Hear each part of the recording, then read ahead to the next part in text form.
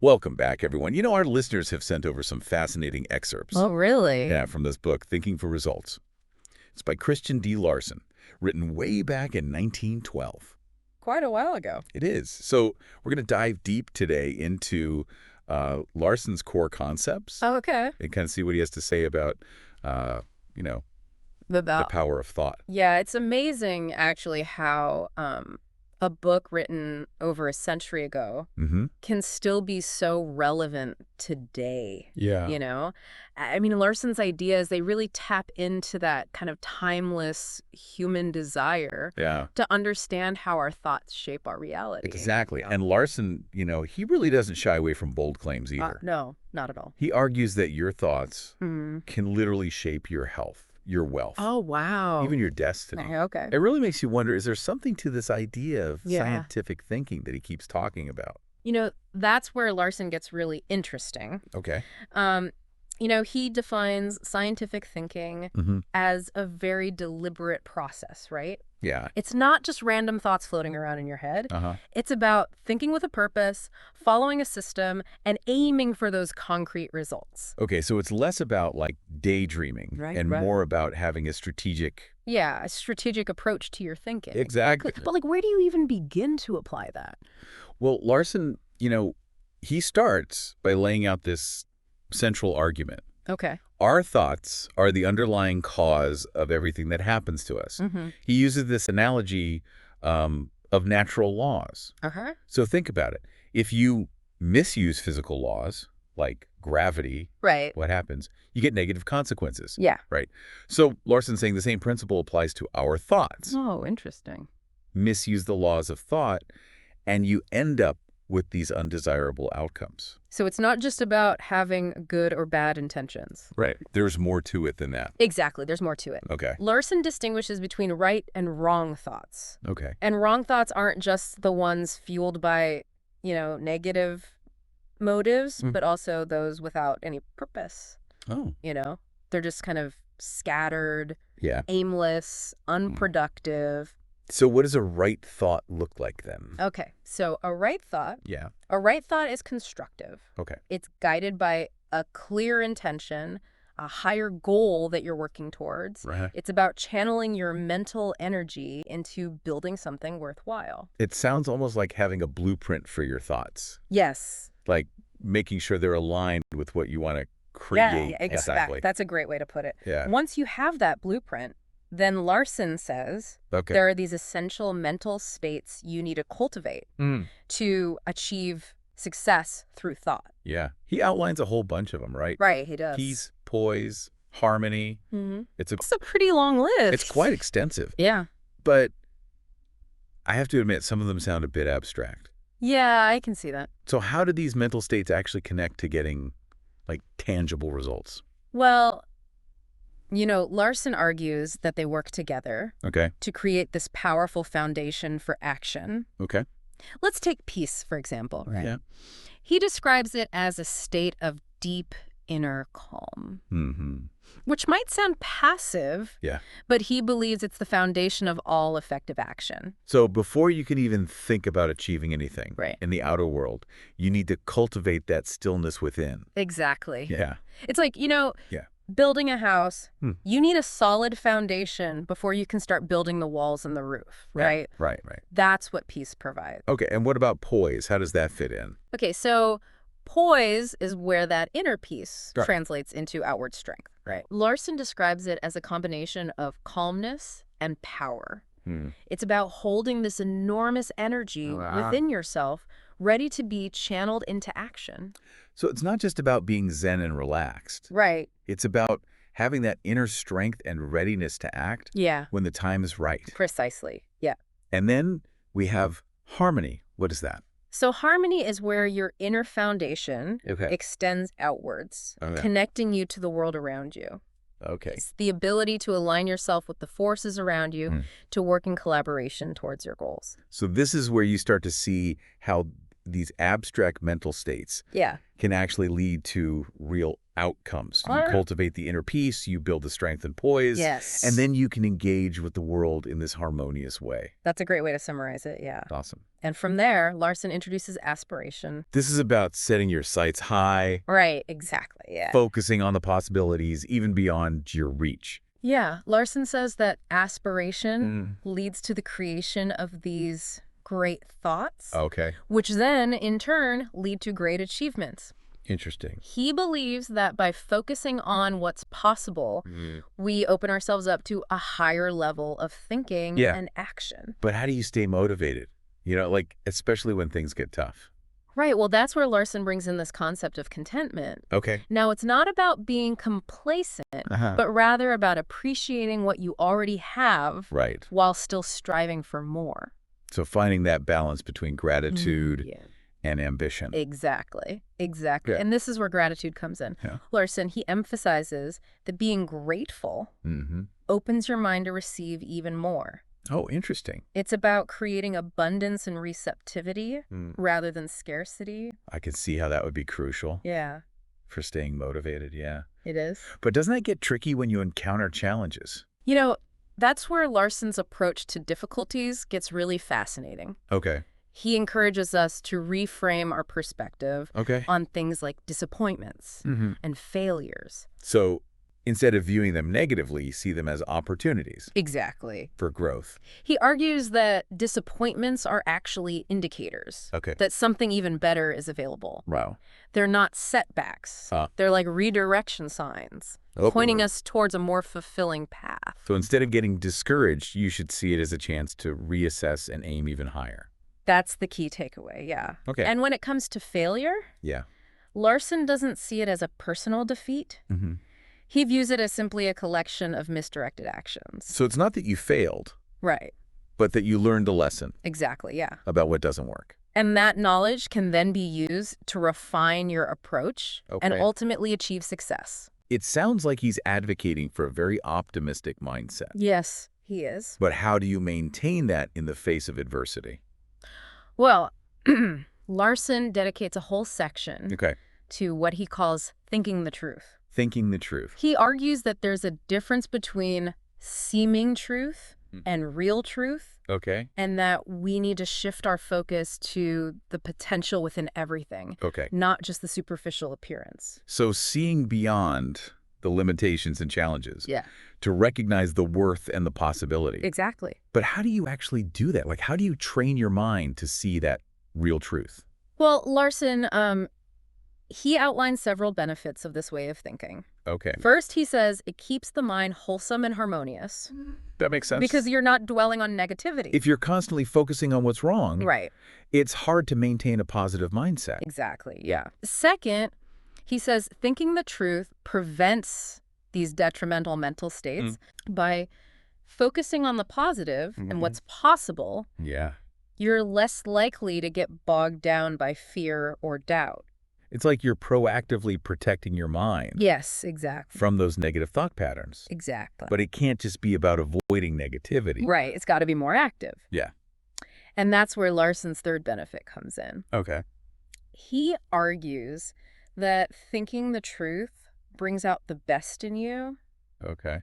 It activates these hidden powers Oh, wow. and faculties. Interesting. It's about tapping into your full potential Mm. by aligning your thoughts with a higher level of awareness. So it's not just about what you're not thinking. Right. It's also about what you are thinking. Exactly. And by consciously choosing to focus on the truth, Yeah. the potential, you're unlocking a whole new level of possibility. That's a great way to summarize it. Yeah. And that's where Larson's insights on applying these principles to, specific areas of life become really valuable. Are you ready to explore how he suggests using scientific thinking to shape your work, Yeah, your relationships, and even your personal growth? absolutely. I'm eager to see how these abstract concepts can Yeah. actually lead to tangible results in different areas of our lives. Yeah. So let's do it. Okay, great. So we've talked about all these mental states and stuff. Right. Now I'm curious to see,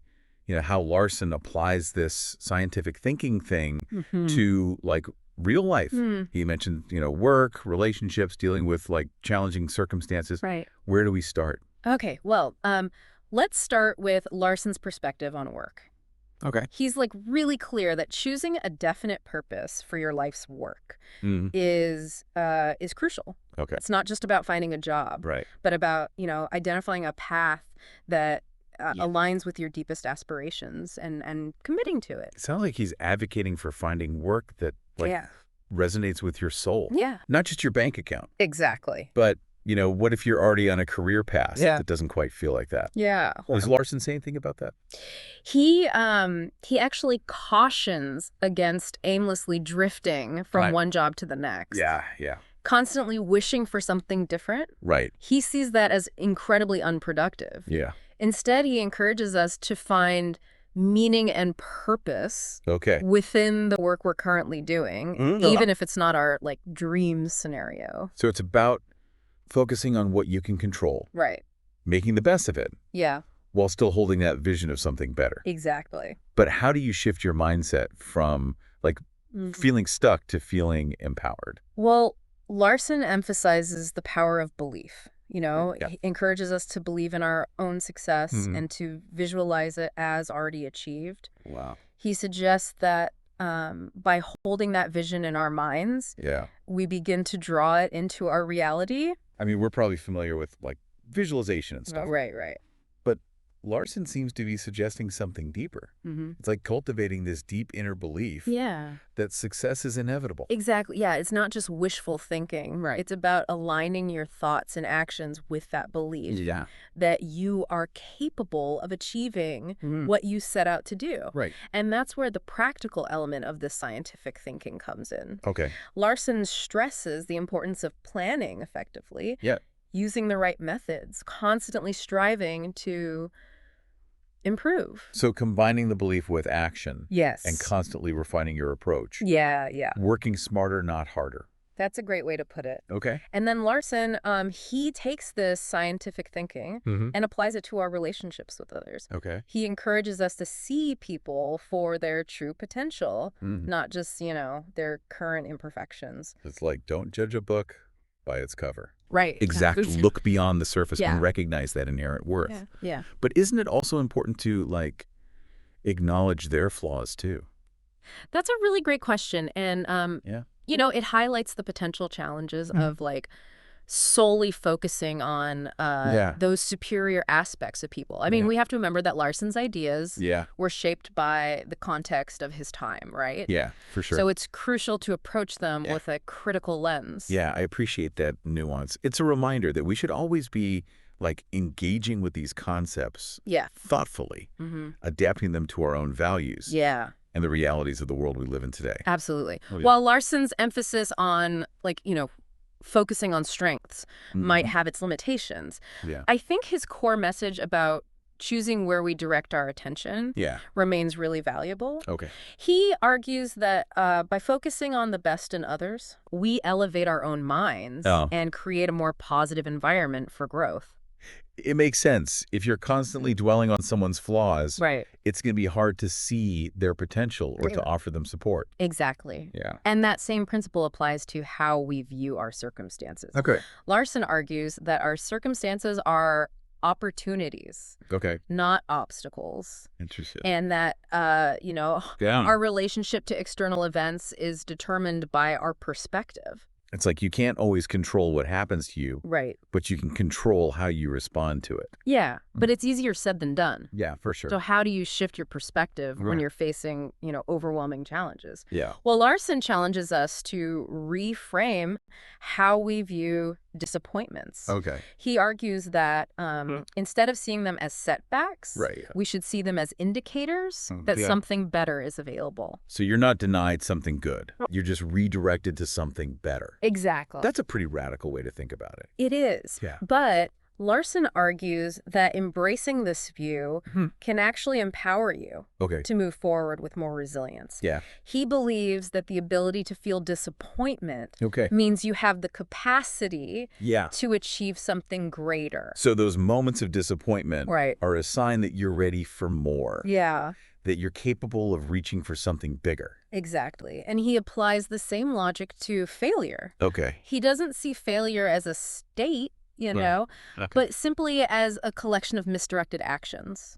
Okay. So it's not about giving up. Right. It's about learning from your mistakes and adjusting your course. Embracing that growth mindset. Yes, exactly. Understanding that setbacks are inevitable. Yeah, And using those experiences to refine your approach to exactly. ultimately achieve your goals. That's a great way to summarize it. And then Larson takes this scientific thinking and applies it to something that might seem surprising, our health. Oh, interesting. He makes this bold claim that Yeah. the real you is always well, Okay. and that by thinking of yourself as perfectly healthy, you can improve your well-being. That's a pretty radical idea. It is. Yeah. He's basically saying that our thoughts can influence our physical state. Oh, how does that work?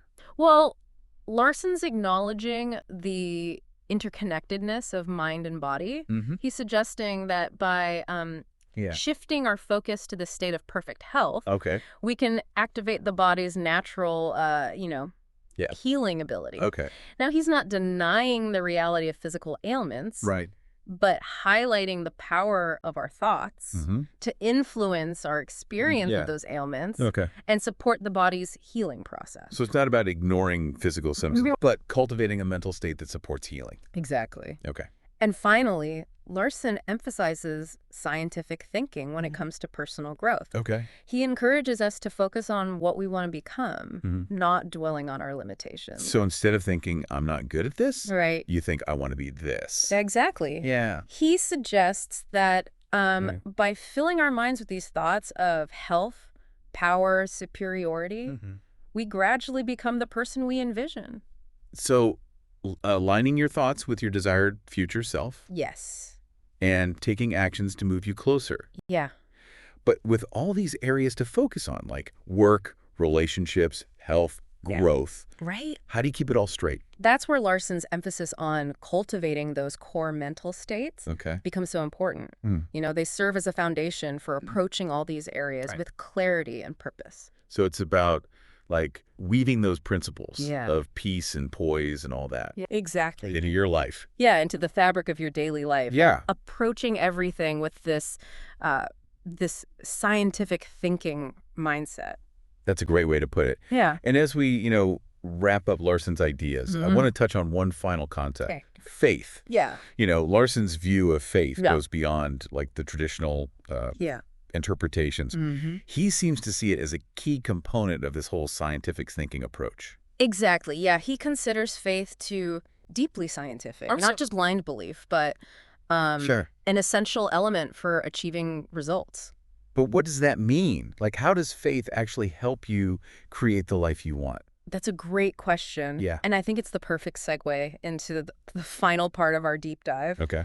Are you ready to explore the practical implications of faith and how it ties into Larson's framework for thinking for results? Absolutely. Let's do it. Yeah. As we've been going through Larson's ideas, I've been thinking about how he keeps talking about the connection between our inner world and our outer world. Right. He's not just saying, like, think positive and good things will happen. Yeah. He's presenting, a whole framework for, like, aligning our thoughts and actions and beliefs to, create the life we want. Exactly. Yeah. And that's where, his concept of faith comes in. Okay. Larson doesn't see faith as like passive hope or wishful thinking. Right. Right. He sees it as this active force Okay. that empowers us to Because- achieve results. So it's not just about, sitting back and waiting. Right. It's about having that belief and taking action Yeah. based on it. He argues that faith is deeply scientific Okay. because it operates according to natural laws. Oh, interesting. Just, physics or math. Yeah. He suggests that, when we align our thoughts and actions with that deep inner conviction, we tap into this powerful, creative force that can bring our visions into reality. It makes you wonder what's really possible if we can harness that, huh? I know. Larson's book is filled with these, bold claims about shaping our health and wealth and destiny through thought. But it can be like hard to understand sometimes. I think what Larson's trying to do is, like, challenge us to expand our understanding of what's possible. Yeah. You know what I mean? Yeah. He's inviting us to see the power of thought, not as mystical, but as a scientific principle that we can all learn to use.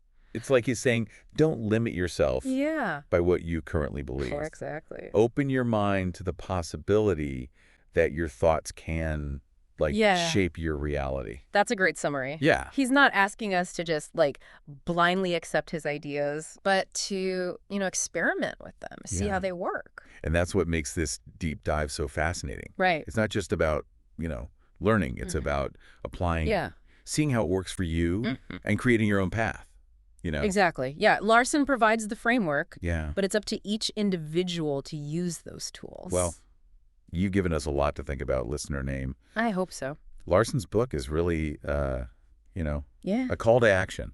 Yeah, it is. It urges us to take control of our thoughts and create the life we want. Yeah. What I find really interesting is how Larson connects, these seemingly abstract concepts like peace and gratitude and faith to concrete results in the world. Yeah. He's challenging us to view the power of thought not as mystical, but as, a scientific principle. This deep dive has hopefully given you, some new tools to start thinking for your own results. Yeah. We'd love to hear your reflections. Yeah. What resonated most? What will you apply in your own life? If our thoughts truly have the power to shape our reality, what kind of world could we create by collectively focusing on the best within ourselves and humanity? Thank you for watching. Don't forget to like, subscribe, and comment. It would be a great source of help to maintain and develop this channel and the correlated website. This book overview was presented to you by olbooksummary.com. Are you interested in more insights into personal development books or motivational and inspirational books? Please visit olbooksummary.com and you will find a library of the most helpful self-development and human character development books overviews. See you soon with the next books overview video.